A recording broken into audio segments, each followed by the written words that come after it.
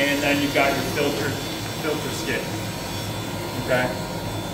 There's two major components that are involved in the on the holding tanks. One is you've got the first tank. Actually, I should say that's three major components. You've got an analog level transducer. Mm-hmm. Say that again. An analog level transducer. Okay. That is recording the amount of water pressure both of these tanks have inside of them. Each foot of water represents roughly 2.31 feet of water.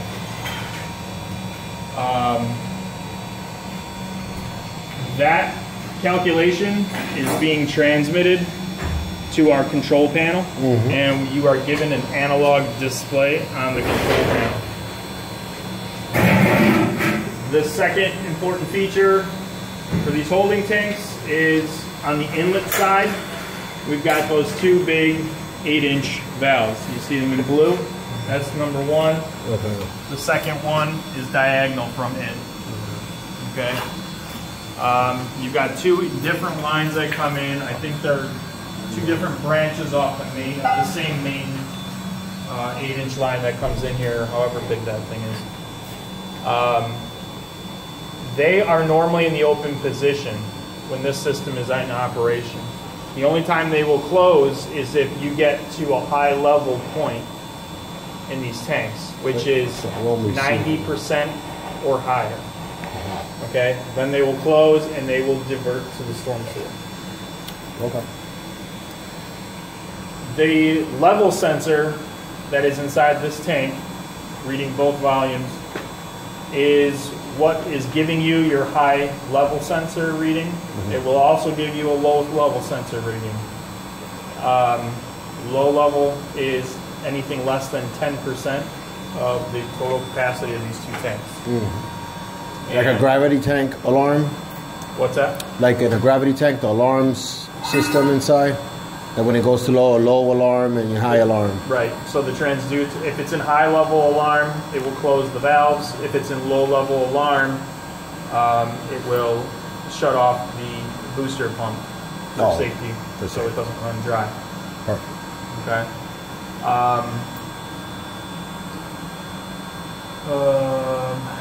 There is a feature that we give it. There's a bunch of delays that are set in the controller. Okay, so once these tanks go into high level alarm, once the transducer reads that they're in high level alarm, obviously those will close.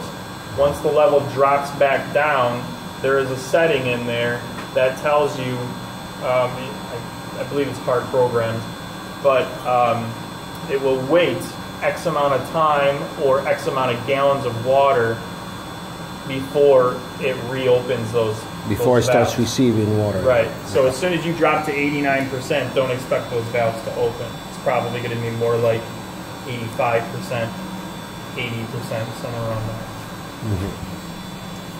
Same thing on the opposite end.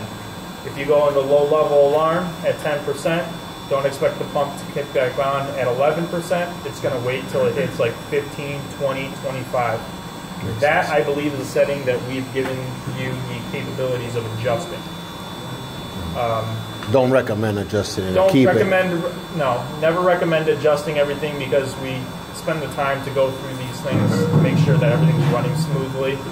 So there's really no reason to do it. But if you see a problem later on, then you are allowed to make that adjustment. It's fairly minor. And then the last thing, which is out here, is the booster pressure pump. Okay, this is the Rumpus CR pump. It is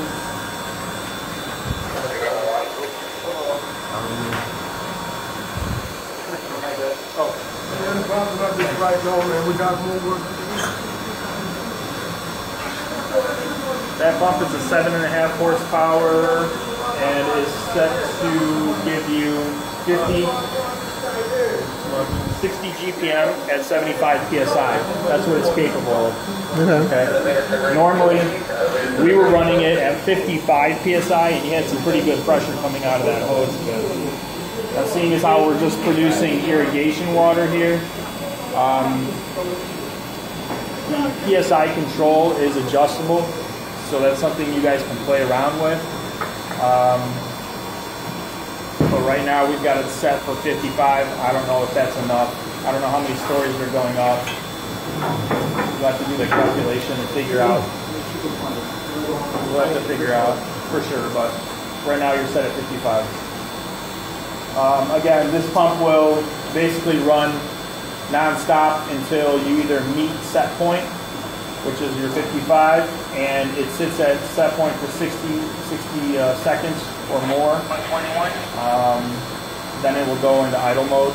So basically they'll just ramp down, RPMs will drop on it, and it'll hold at 55 PSI. Then the other thing is, again, if you hit that low level, that 10% mark, this pump operation will shut down. You don't have a domestic tie-in on this job. Typically, our systems would include that. And when we got to that point, we would normally kick on a solenoid valve. We don't have that feature, so it's just going to shut this guy down. Any maintenance on the pump itself, or typical? No, this is not even something that I touch base on in my maintenance manual. Obviously, if there's a problem, you're going to know there's a problem with it. It's going to run rough. It's not going to put out any pressure. Seeing as how you're only filtering rainwater here, and you're dealing with pretty tall buildings, it's probably not likely that you're going to deal with a lot of debris in this water. So you're probably in pretty good shape.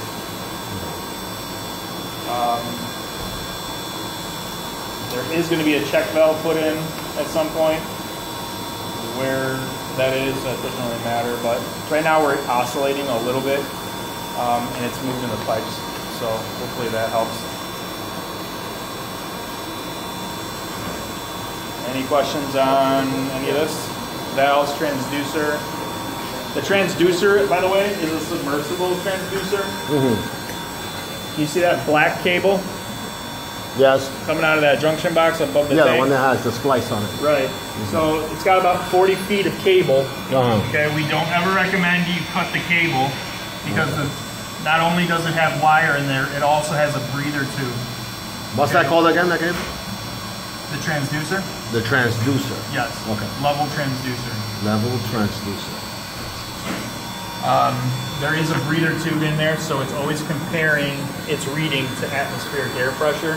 Okay. That's why you don't ever want to cut that line. It has a small filter on it. If you remove the filter, you take the risk of it clogging, and then your Any maintenance on that we have to do? There's no maintenance required on there. Typically, if you're going to be doing like a status check on this periodically, quarterly, the screen is really going to tell you the story. If you start getting weird readings, high or low, you'll know to start troubleshooting at the sensor. Any way to turn off the pump if we have to do any type of maintenance on it? The controller is the best place to shut down operations. Okay. And right here, I'll tell you right now, this is far more effective to shut down operations than killing the power to everything. At least this allows you to still troubleshoot things electrically.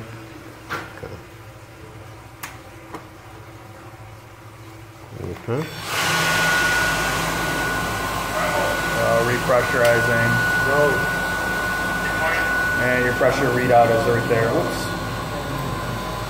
So I'm going to kind of go through the path of water here, and then we'll do the controller last.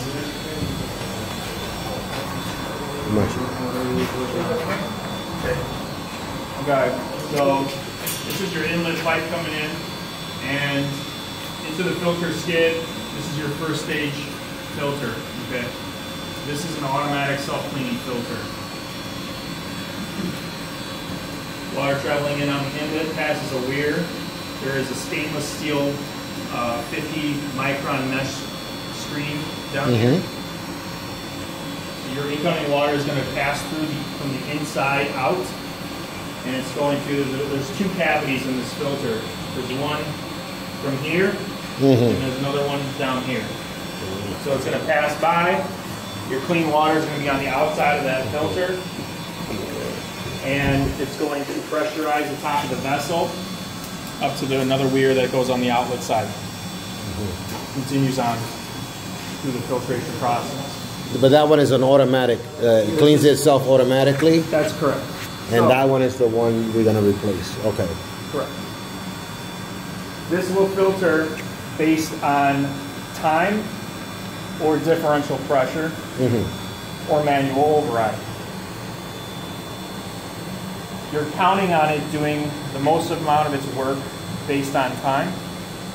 You can set it on the display for 24, 48, 72 hours. I would typically start out longer. 72. And slightly decrease. So right now it's set for 72. Right now it's set for 72. If you see a differential pressure, obviously you can see these tubes going to the DP switch. That DP switch is rated for 5 psi. So once it sees that 5 psi difference, it will trigger to the controller to do a backwash sequence. When you do a backwash sequence, we have a relay inside of there that opens up. So all the functions of this is being controlled by our controller, not locally. Once it fires the relay, it opens up that solenoid valve on the bottom. Okay. You're going to be discharging water at about 20 gallons a minute. So it's going to be shooting out here.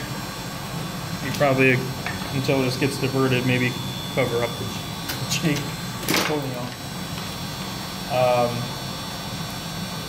The velocity, the filter's actually using in two places. It's using the velocity of water that goes down. So one, it's using the velocity going straight down inside this top chamber, because inside this filter, where all your dirty water is going to get filtered out, there's also there's a 1 inch or 3/4 inch tube that goes straight down to that solenoid valve. Once that water starts traveling through there, it's got a bunch of branches that are like little fingers, okay? And they create a vacuum on the ends of those fingers from all the water going straight down. The second thing is it has like a head on the top of the stem where those branch fingers are located, and it has 2 ports. So it takes the incoming pressurized water and basically creates jets. Those jets push it in a counterclockwise motion. Okay, so as those fingers are sucking, it's turning it around at the same time, and it's covering every inch of the inside of that filter. It's pulling all that off and shooting it straight down. Once it's done, that only lasts for 25 seconds. Once it's done, the valve closes up, and the filter just carries on with normal operation. You will have to periodically take a peek at this, probably twice a year. That's what I recommend. Twice a year? If you take a look at it twice a year, and you don't even need to do that, maybe then just do an annual, just do an annual check. Okay.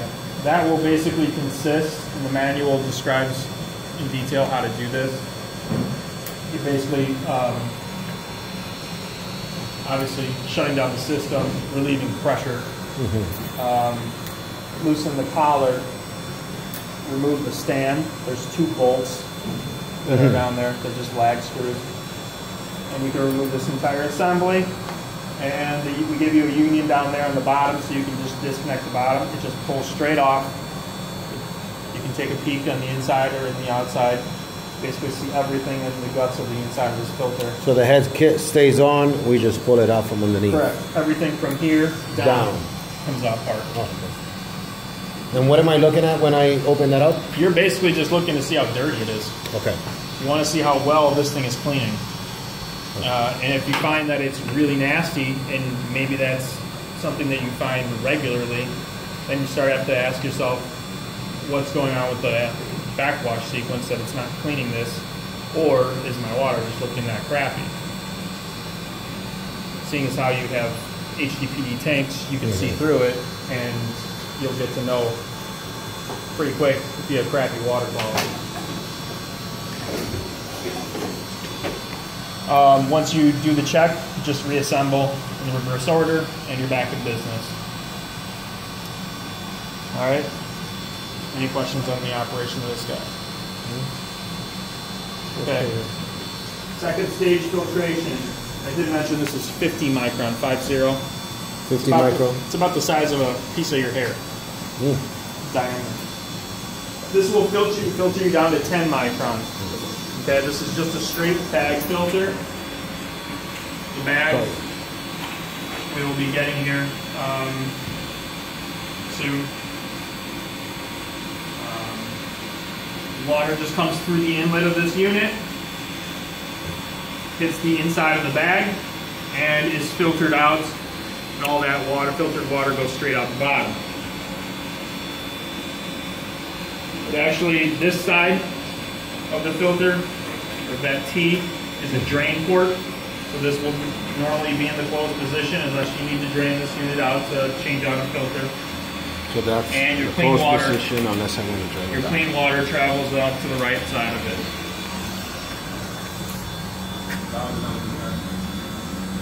All right, we give you the pressure transducer. I'm sorry, we give you the pressure gauge here on the inlet side. That we always expect to be the same as the transducer reading on the display. Transducer reading. Or within 2 or 3 psi. 55 psi here. That should be 55. Yeah. That's what we got here.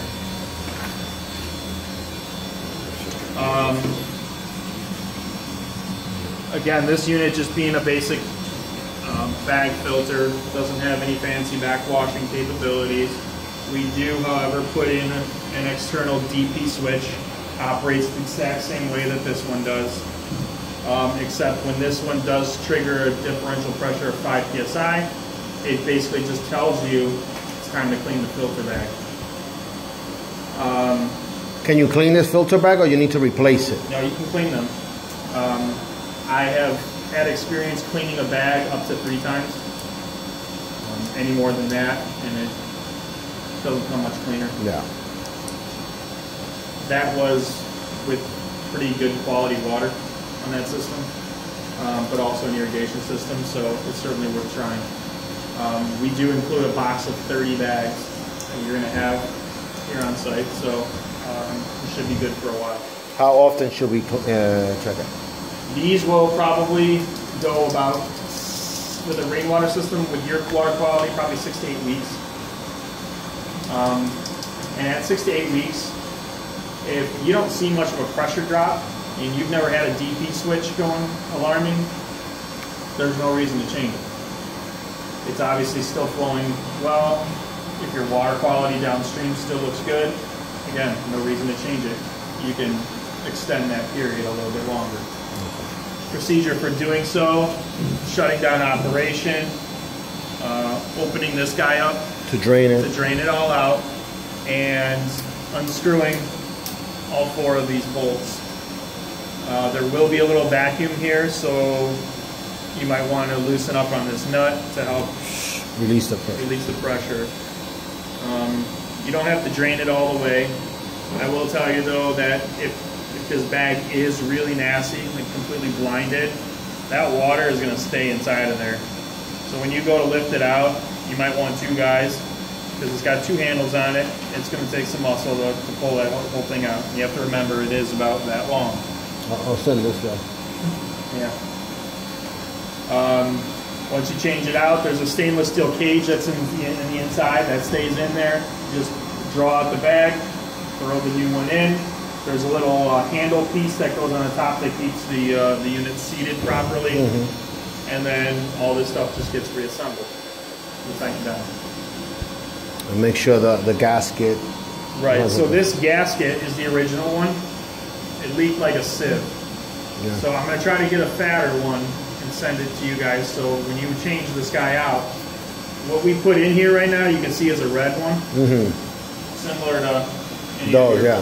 standard flange ones. Obviously, it's working pretty well. If you want to continue using it, I'm not going to tell you not to. But I'm going to send you a thicker one. Okay.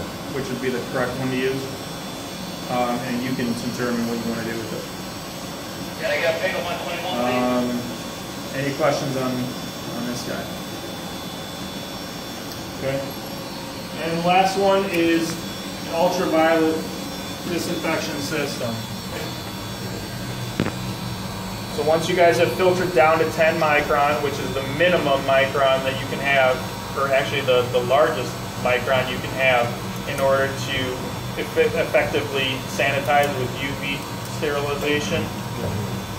The reason is because anything larger than that will create too many shadow spots inside the water. The light will not make contact with enough of the live organisms in the water. So what we are doing here is you've got a 2-bulb system. The unit is set for the 50, 60 GPMs that the pump's rated for. These are the bulbs back here? That's correct. Your side has the leads for the bulbs, and the side's capped. So what you have is you've got these units. These stainless steel units are called UV reactors. Okay, so what it consists of is a stainless steel, a hollow stainless steel vessel. You've got 2 bulbs running lengthwise on the inside. They are covered with 2 quartz glass sleeves. Each one has its own quartz glass sleeve. The bulbs obviously do not make contact with the water because of the sleeves. The sleeves actually penetrate on the outsides of the unit, and there are O-rings located on each end. So right between these caps, underneath these black caps, when you tighten them down, these guys are right there. On both sides are going to have O-rings. Make sure you do not lose those, because if you lose them, water is going to immediately get inside of the bulb, or inside of the glass, and it will burn out the bulb. Periodically, maintenance for this, these are about as hard to predict as your bag filter. Again, with your water quality, chances are you're not going to have to clean this very often. But the first means of doing that is a UV wiper, a quartz glass sleeve wiper. Okay, so obviously all the biofilm from the water is going to stick to the outside of the glass sleeve. That little handle right there with the stainless steel bar, you can push it or you can draw it back. It has 2 rubber grommets basically inside of there that act as like squeegees. It just cleans off the outside of the glass, and any of that water or any of those particles that come off are obviously just flushed downstream with the water. Any replacing of the bulbs or? Replacing of the bulbs. Obviously a bulb can go bad prematurely, but the bulbs are expected to last up to 12 months. Okay.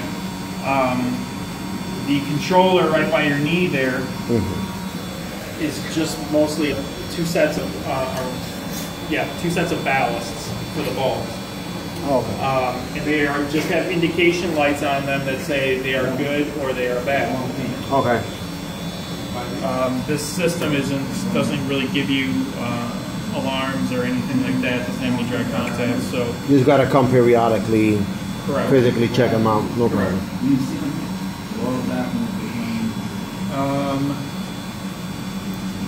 Once, I can't remember if it's, I think it's an annual cleaning that I have this document. I've got a whole worksheet that breaks down how often to service each particular item on the skid. The UV, I believe, is on there for an annual inspection where you're actually going to need to shut down the system, drain the unit, and pull the quartz glass sleeves out, obviously very carefully. And what to do that, again, the manual is going to tell you exactly how to do so, but you're going to basically loosen, you're going to remove the hubs on that side completely, and you're going to remove the hubs on this side completely. O-rings and everything. Mm-hmm. Okay, then you're just going to slowly draw after the. So release these hubs. Yes. Okay. Yes, and they both have two parts to them. Mm-hmm. They have an inspection. The actual end cap that rounds over is like an inspection cap. You can remove that without water shooting out at you. But if you take the whole thing off, obviously expect pressurized water. So to get to the quartz glass sleeves, take them all off and slowly take out the bulbs, remove the quartz glass sleeves, wipe them down with a rag, be very gentle, a little tap on the wall or anything and they'll shatter. They're just glass? They're just glass, right.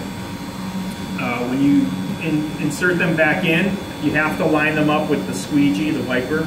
Mm-hmm. It's not as difficult as it sounds. I mean, basically, because you have light coming in on this side, if you take your eye and look straight past it, you'll see that everything lines up, and you can turn that wiper in the right position, and then you start to just guide that tube in there. It's actually not as hard as you think it would be. And the last two items on this unit, the pressure transducer right here. This is how this is an analog transducer as well. This is monitoring our booster pressure that's coming from our pump. No maintenance was required on this guy. If you notice that your pressure is off, there could be some blockage, could be something that got through the system that pressurized and maybe it's blocking the inlet of this unit. Other than that, if the unit fails, the pump will shut down because you'll get a signal fail, you'll get a pressure transmitter failure. Okay. The same, actually I forgot to mention on the level transmitter, if something fails on it, it's going to shut down the pump because we're not going to have any idea how much water is in there, and you're going to have to figure it out before you can restart the system. This yellow hub right here is a flow meter. Keeps track of every gallon of water that comes by through this unit that's filtered. So this tracks your harvested water. It just fires to a relay once every gallon. So this is the water going out. So we're going to monitor water coming from the tanks through the system, going out to the irrigation. And then this solenoid valve right here is a 110 volt solenoid valve. It's a little half-inch guy right here. This is placed on the skid to act for the UV unit. If there's no demand on the system, there's no water moving through. What happens to a UV bulb when it just stands on? It just heats up everything around it, including the water. So to prevent it from overheating and then damaging the bulb or the ballast, we periodically open up this valve that shoots it to drain, and it cools down the core temperature of the UV unit. But that's done automatically? It's done automatically. Every hour, basically, it will turn on for about 10 seconds. Okay. You can adjust it in the controller for how long it goes and how often. After that, it goes out to the irrigation system. Any questions on these components? Sounds good. Okay. Last thing is show you a few things with this controller.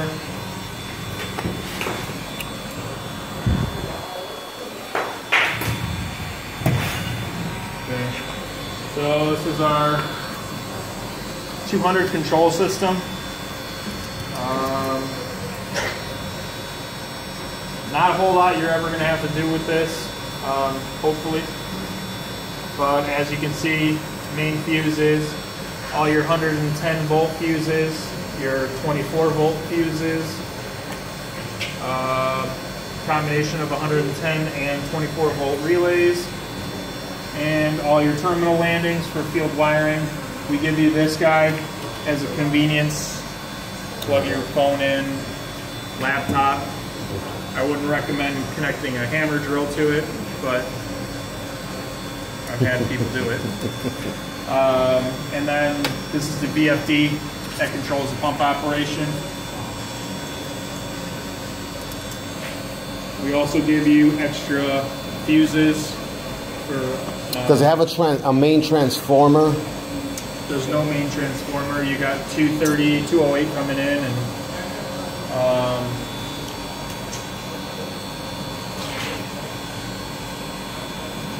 no, you got 208 coming in. This is basically a power supply for your 24 volt. Mm-hmm. This is really the only transformer that we have. It looks pretty typical. Right, and that's just a 24 volt transformer for your back flush valve. Mm-hmm. And that was because it was an add-on later, so that's why it's a different component.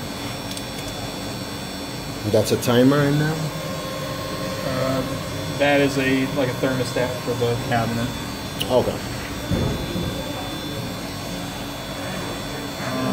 Your analog transmitters are going to be grouped over here, and we're not even using any of these 24 stuff. So this is all your 110 power supply, and then these are your pumps. Okay. This is the back of your Unitronics controller. I will tell you right now, we have two very minor software bugs. Okay. To do a software update, I would send you a small micro SD card. Okay. Okay. It goes right there. You just take it, push it in there, it literally clicks in there, and then to remove it, you push your fingernail in there and it clicks out, and it's spring loaded, so it pops right back out. Okay. To do an update, you would stick that thing in there, come to the front of the unit, push on the screen anywhere there's not a button. Keep holding it until the screen changes. There it goes. You would want to enter info mode. The password is 1111. Very difficult. You go to SD card, and you'd say upload to PLC, but right now it tells you down here that you have a card in there, so it won't let you do anything. So if you hit upload to PLC, it'll say, are you sure you want to do this? It's going to do this and this and this, and you say, yep, you hit it, it will automatically update the software, the firmware, everything. Exit it out, takes you back to the screen. So this is your main screen. Now, the two little software bugs I have, and I don't have it right now, but I was only